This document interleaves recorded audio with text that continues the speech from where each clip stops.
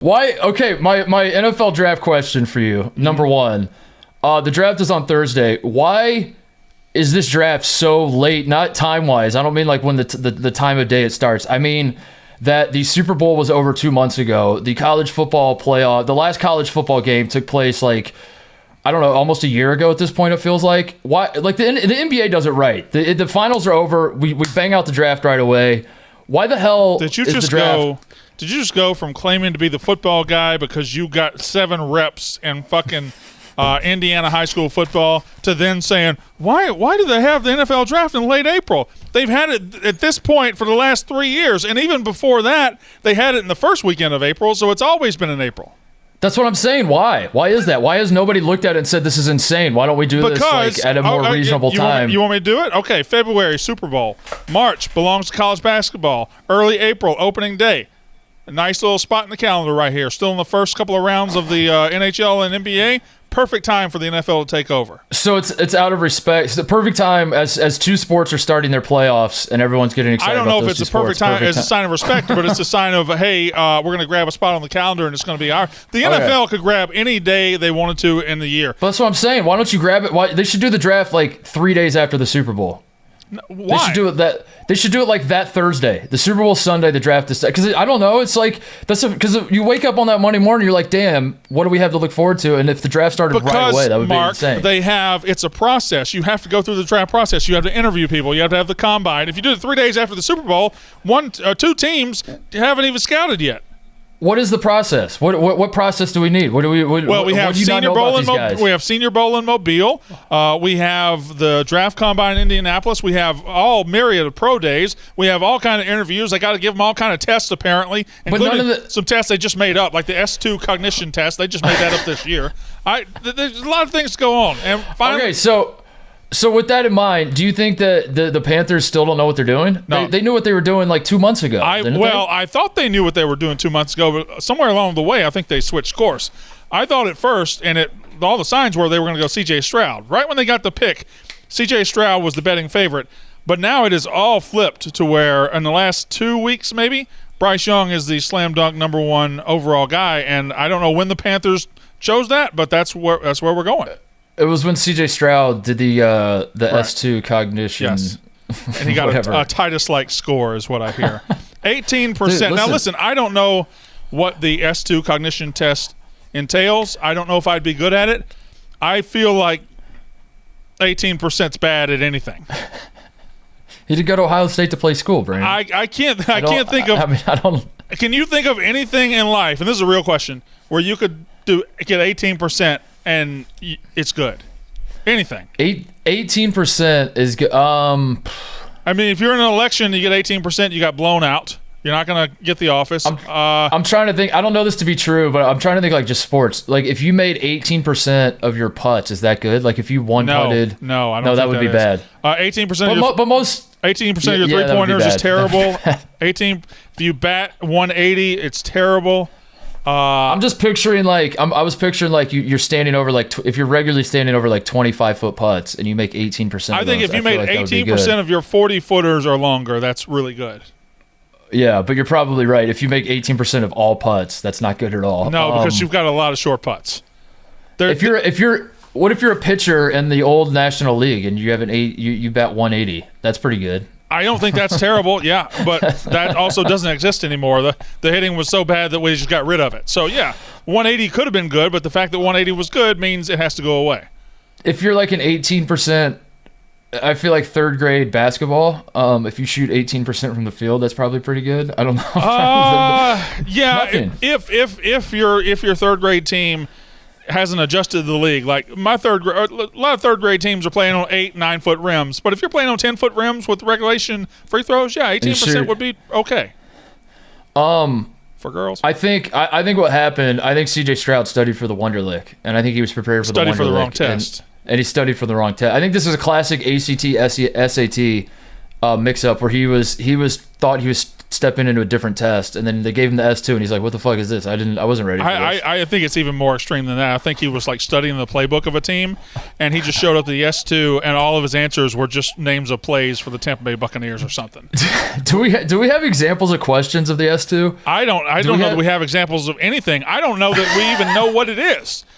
Like, because they have the Wonderlic exists, right? They have the Wonderlic, so I think he took that as well. How many tests are we giving these guys?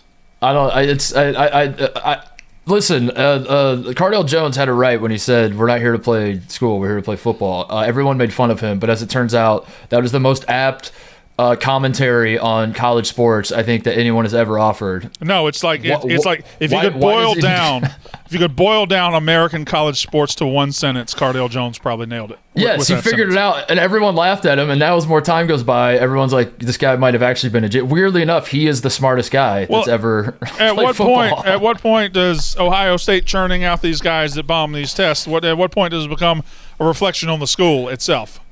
I think it reflects greatly on the school. I think we bring these guys in and we say, you come here, you play football. That's what you're here for. I think we're cutting edge. I think we cut through the bullshit and we're like, it's a school. Yeah, but these guys aren't here for school. They're here to play football. We're not. Some of the students are here. We have Ohio State's a great school. It also has a great football program. You don't have to do both. Pick your lane. And CJ Stroud picked the football lane. I don't need CJ Stroud to be a chemist. I don't need that. I don't want him to be that. No, he doesn't have to be a chemist. But I just want him to. Yeah. When it comes to tests that are to test your aptitude and how you're going to handle things that happen on a football field, let's shoot for higher than 18%. We don't know that that's what the test measures. How do we if the test isn't measuring? Two grown-ass men just sitting here talking about something without Googling it. I don't know what they asked to. Because what if they asked him periodic table questions and he just wrote down, "That's some dumb shit, who cares?" Wouldn't that make you respect him more? I'd give him 100% for that. Yeah.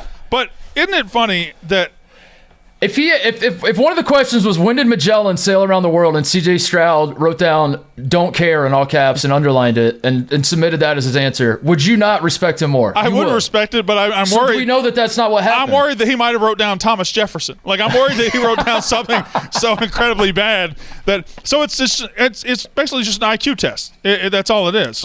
A cognitive intelligence. 30 to 45 minute digital evaluation measures your unique cognitive skills with unprecedented precision and accuracy.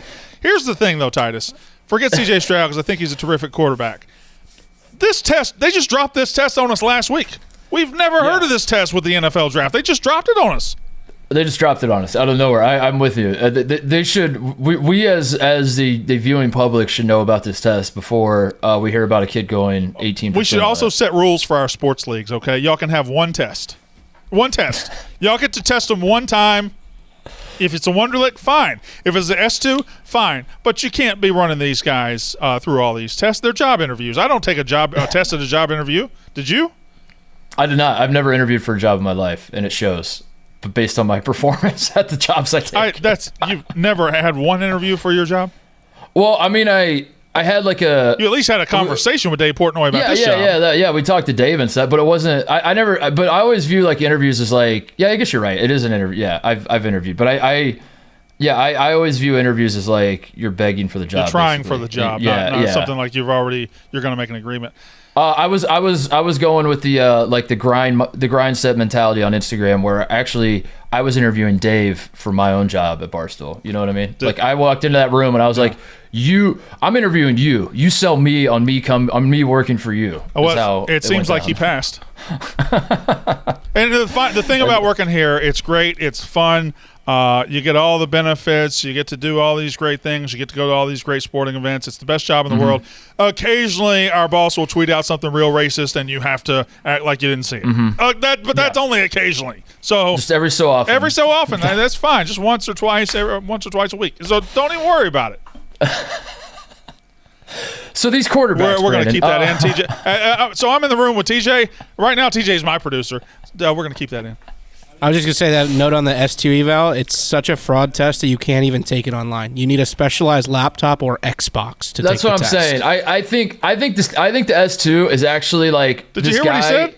I did, yeah. You need an Xbox. A specialized Xbox. A specialized Xbox. I think the guy sits him down and just plays like Guess Who, and you just like you can, and then he makes interpretations based on their deductive reasoning on how they play Guess Who. And it's like, he plays Simon Says, and then he says, he plays Simon Says. Adjust your tie, and the guy goes like this. I didn't say Simon. Yeah, and then he just marks it down, and then he sends in the score. I think that's how it works.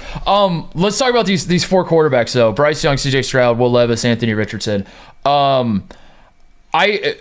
I don't know who the mock draft expert, who the most reputable guy is. Yeah. It was Mel Kiper our entire life until like all of us kind of hit puberty, and then we looked around and we were like, wait, does Mel Kiper know what the hell he's talking about? We went and got a younger one in Todd McShay, and then we Yeah, and then it's so here I sit in 2023 when I want to know when I want to go Google mock draft. I don't even know who to go to. I don't know who's reputable, but I will say this, Brandon, in trying to suss out all the mock drafts, I have seen these four guys in all sorts of what I would assume are respectable publications, your CBS's, your Fox, your NBA, whatever, your ESPN's. All four of these guys at one point or another are showing up in top fives of drafts. I think Will Anderson's probably the fifth guy of like that's always popping up in the top five. Otherwise, it's like all over the place. Some of these guys are going late first round in some mocks, whatever. It does feel like Bryce Young's going one, but then it feels like it's wide open after that. But then the question I have for you is this a trick that football people are pulling where they're trying to get us to watch the draft by saying, well, you know, like The Bachelor does, where like this is the craziest season of The Bachelor ever. This is going to be the craziest draft we've ever seen. Or does it actually feel like it's crazy because we have no idea how good these quarterbacks are? Because I do think all these quarterbacks might suck. I think it's a combination of a couple things. Usually you have at least one Trevor Lawrence type prospect, or usually in the draft you have somebody that can't miss. It's going to go number one. And in the years you don't, maybe you have one or two quarterbacks that can be top 10 picks or something like that. Well, this year we don't have Trevor Lawrence in this draft. We don't have LeBron James in this draft. We don't have anybody close. So you got four guys who are kind of riding the wave together, and I think almost pushing each other towards the top. Now, you and I both know if you have the number one or two pick in the draft, you could go out and get a left tackle. You could go out and get a pass rusher. But the car doesn't get out of the driveway until you get a quarterback. Right? If you don't have that locked up and you don't have a franchise guy, you're not going to have a good franchise. So you have to take every swing at getting a franchise quarterback. Sometimes when you go fishing, the pond isn't stocked with the good fish. Sometimes it's stocked with great fish. Do you want to do that breaking news now, or do you want to do it later? You're kind of in the middle of something there. Okay. Well, I don't know if he knows it, though. The Green Bay Packers have traded Aaron Rodgers to the New York Jets. It is official. Oh, it's official? I actually did write that down. I was going to ask you when the hell is that happening. So yeah, there we go. So yeah, we'll just break it. Well, we'll circle to that in a minute. But as far as these guys go, I think it's been a weird roller coaster because you've seen in the draft process guys ebb and flow. And what's happened to C.J. Stroud in the last 2 weeks has been fascinating to me because it's character assassination. That's kind of what it is. Like, it really is. Like, they're saying this guy is stupid. They're saying this guy is that. They came out with this bizarre, I don't remember who did it, this bizarre, Brady Quinn did it, this bizarre thing about the Mannings. Of he no-showed Manning. I mean, I don't give a fuck about the Mannings. Who gives a shit about those old pieces of shit? Like, whoa! I disavow. Why?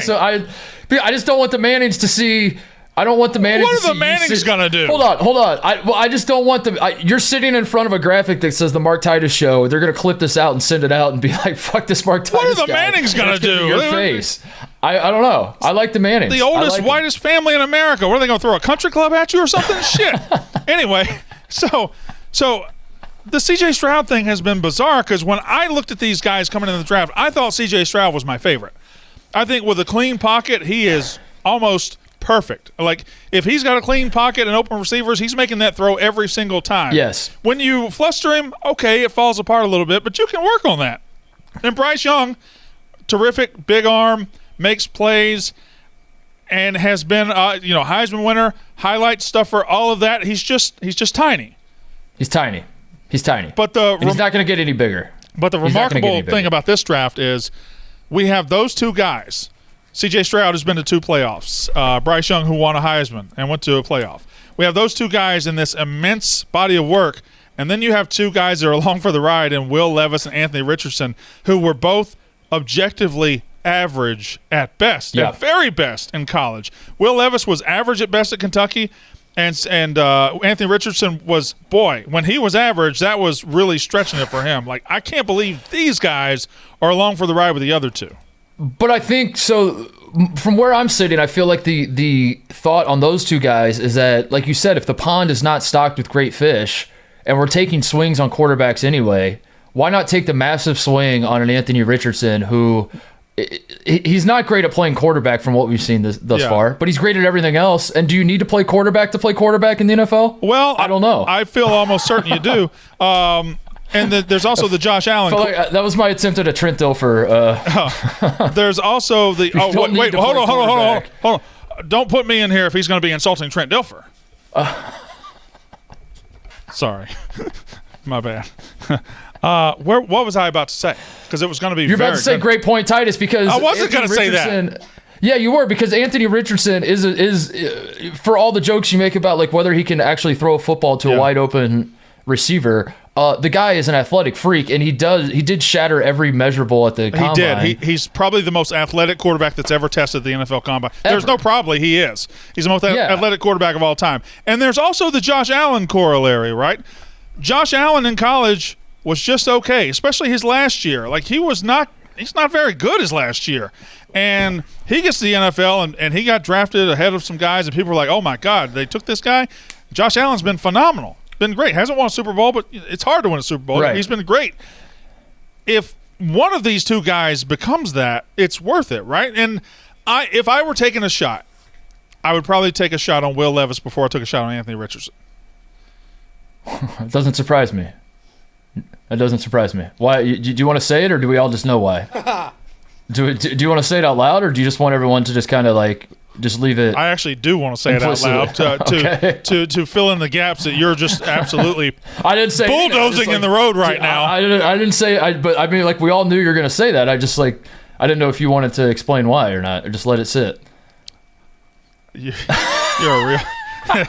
Yeah. You know, when Dave talked about hiring you, I was like, are we sure about this? And Dave said, no, shut up, you stupid moron. Anyway, I don't like either one of them as prospects. Levis, to me, had a little bit more of the pro-style success in college. Anthony Richardson, a couple of years ago under Dan Mullen, couldn't get on the field. And then this year, Billy Napier, who I think is an awful coach at Florida, when they tried to pass the ball, it was just an outright mistake. When they played Florida State, they ran the ball down the field like 12 straight times, scored a touchdown. As soon as they passed, they turned it over, they made mistakes.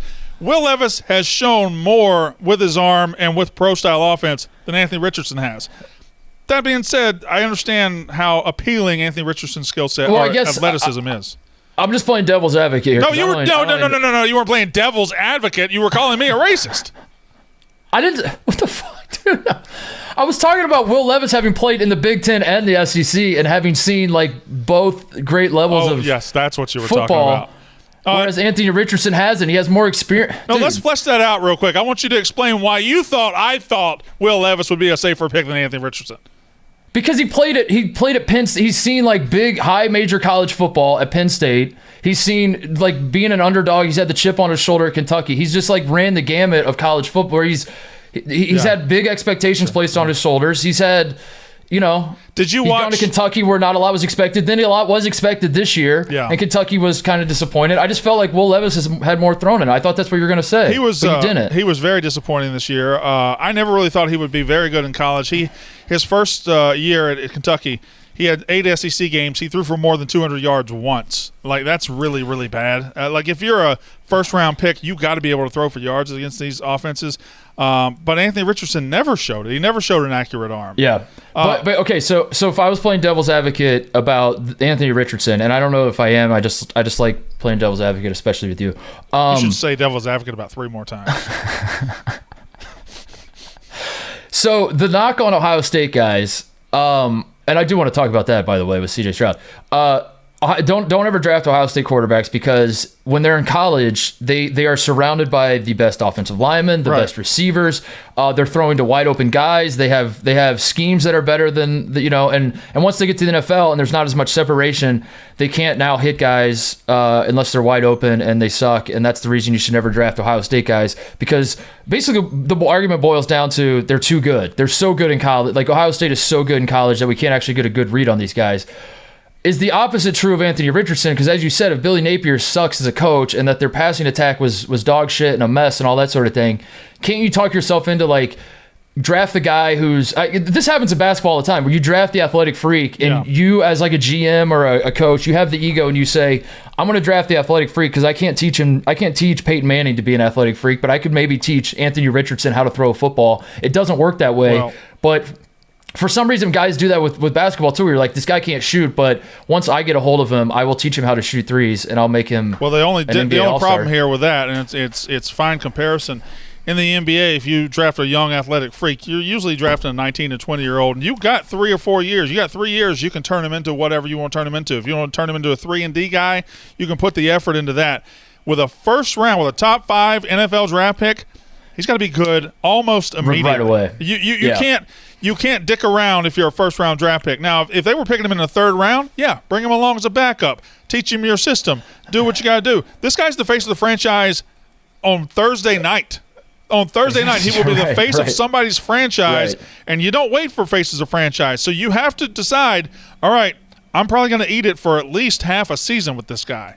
If the second half of the season I can get him turned around, but he's never had either the coaching or the ability in college to show you that it's there. That's a good point, Brandon. Put that on the scoreboard. What's the score now, TJ? The good point scoreboard is. I have it as like 5-1. Yeah, I have it as 5-1. But you're on the board, so good job, Brandon. Hold on, CJ. Hold on. How did I dig myself into a hole? By the way, with you back there cackling like a little cheerleader the whole time it was happening. Yeah, I start off in the hole and see if I can't dig my way out. Last thing on these quarterbacks is you're a Buckeye fan, as we know. Thank you for wearing Buckeye colors on my show. I appreciate that. Where do you fall in the? I'm very triggered by it, obviously, because it's more personal to me being an Ohio State grad. But the idea that Ohio State quarterbacks just simply cannot succeed in the NFL, and you should never draft. Just in general, forget the Ohio State part of it. Just in general, the idea of drafting the helmet. Well, there's a lot of. Does this make sense to you or no? There's several misconceptions here. First of all, if you're continually putting guys in the draft conversation, you're a hell of a quarterback producing college, right? You're not having this conversation about NC State, Wake Forest. You're not having this conversation about Colorado. You're not having this conversation about even like UCLA. You're not. Like if you're continually putting guys in first-round conversation, you are one hell of a quarterback producing college, because it's really hard to produce an NFL quarterback. And I think the conversation with Ohio State is nuanced because it ought to be broken up over 2 different planes, right? Like, they've had quarterbacks that were never even designed to be NFL quarterbacks. Exactly. Terrell Pryor was never designed to be an NFL quarterback. Braxton Miller never designed to be an NFL quarterback. I think JT Barrett. JT Barrett, Cardell Jones, they gave it a shot, but those are different kinds of players from what they've got now with this 5-wide offense with the best receivers in the country. They're now producing NFL-ready guys based on the offense that they run. Justin Fields ran an NFL offense, and C.J. Stroud has run an NFL offense from the day he got there. So it's a different conversation. If you want to go back 20 years to tell the story of Ohio State quarterbacks, I think you're lying about what your real motivations are here. See, that was very fair. Who was drafting Craig Krenzel saying this guy is going to be a franchise changing guy? And nobody drafted NFL. Troy Smith. And Troy Smith it was always understood. Really, the first one I remember that really could have got drafted high, and then the tattoo thing. Like, Terrell Pryor was a huge recruit. Yeah, a huge big deal, and he turned into a receiver in the NFL. But otherwise, you're talking about run first guys they taught to pass in college. Like J.T. Barrett, like Braxton Miller. And only now, really over the last 5 to 6 years, have they been focused on, all right, this is – because college and pro offenses have kind of met in the middle, right? They've kind of meshed a little bit, and they're a lot closer together than they were 15 years ago. So now I think once Justin Fields and CJ Stroud have 5 years in the league, come back. If they fail, we can have that conversation. Thank you, Brandon. Put another point on the board, TJ, for Brandon. He's on fire When did you get your points? What you said you had 5 points. When did you get your 5 points? I got him in Brownsburg High School football locker room when I played the game, Brandon. They handed me 5 points. And you just walked into the show today with 5 points? On the show, yeah. I start with 5 points. So I understand all the criticisms about the Ohio State quarterbacks. Like, I don't necessarily I'm not going to pretend like Ohio State has produced like an awesome quarterback. I think Justin Fields is going to be awesome, and I think the haters are going to be in shambles here in a few years. But whatever. Hold on. Name me the great Alabama quarterbacks in the league. Exactly. Name me the great USC quarterbacks in the league. Name me the great Clemson quarterbacks in the league. Obviously, Deshaun Watson got into this thing, and Trevor's going to be good, but it's not like any of these other colleges have 20 years of producing epics. The other thing that drives me crazy is Ohio State has had 4 before. CJ Stroud will be number 5. 4 first-round quarterbacks ever in the history of the program. 4. Yeah. Don Scott was drafted in World War II. Mm-hmm. He literally didn't play in the NFL. He went to the war and died in the war before he even played a snap of football. Well, that was a mistake. He should in the NFL. Yeah, he should not. Art Schleicher was addicted to gambling and was suspended. Are you pro or anti-war? I'm anti-war. Okay. All right. My stance on it is give peace a chance. I think you give peace a chance and you'll be surprised at what you find. That's all we're saying. Yeah. Number 3 was Dwayne Haskins, who tragically lost his life, and he didn't have a great start to his career, but he also died at 24. And I'm not saying he would have salvaged his career on the back half, but I don't know, the guy died before he was even freaking 25. He never got a chance. I mean, guys like Geno Smith came back 5 years later and had a great career. So. And then Justin Fields is the 4th. Those are the 4 guys. We have Justin Fields, who the jury's still out, even though everyone pretends he sucks. Literally set records last year, and I think he's going to be awesome, but whatever. Jury's still out. You can't decide on him. The other 3, we have a guy who was addicted to gambling, was suspended for it, and 2 guys who died before they were 25. Those are the quarterbacks you're talking about as being bust. I got to be honest. If I'm an Ohio State quarterback, I'm thinking about not wanting to get drafted in the first round. Yeah, that's bad. Because it might be. I think I made a worse argument. I think I just made it worse. Boy, this thing's a lot worse than we thought. They're not bad. They just died, Brandon. Right. You're not going to be a bust. You're just going to be dead. You're just going to pass away. Speaking of I don't know, bad segue. Hold on. Before we move on. I don't know if you're leaving the draft. Those 4 quarterbacks, 1 through 4, give them to me. How I see it? Yeah.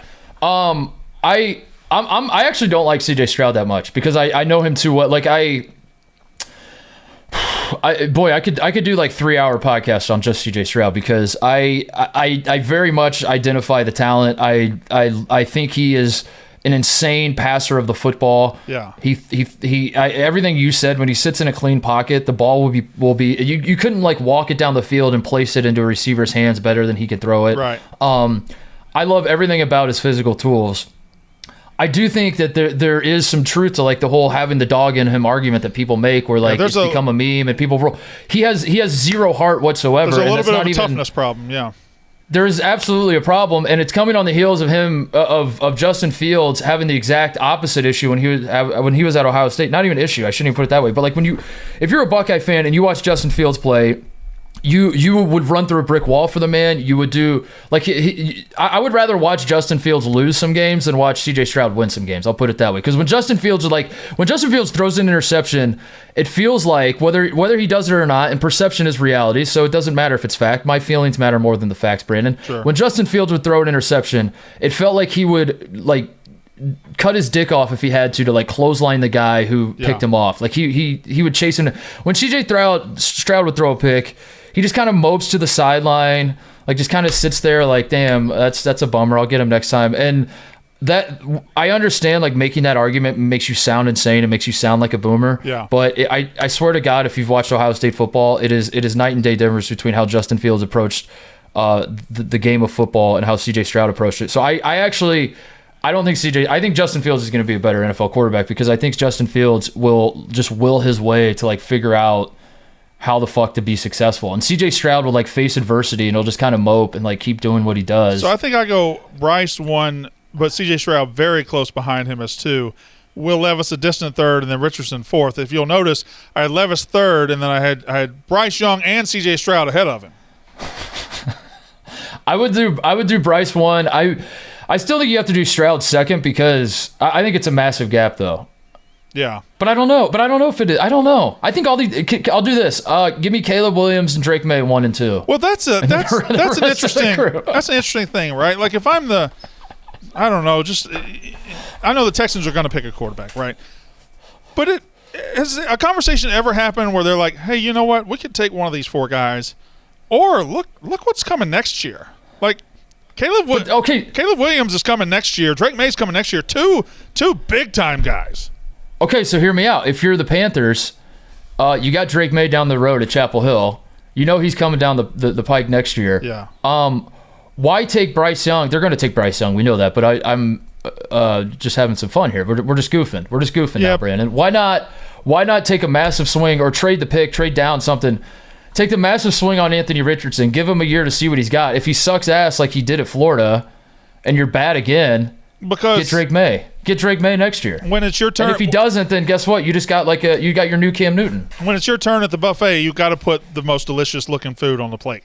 You can't just say, oh, I'm going to eat this dry-ass cornbread, and hopefully they'll bring out some chicken in a minute. No, you got to get the best. You don't go up there saying, I'm going to stay hungry for a year and then hopefully get full next year. You got to eat when you can eat, right?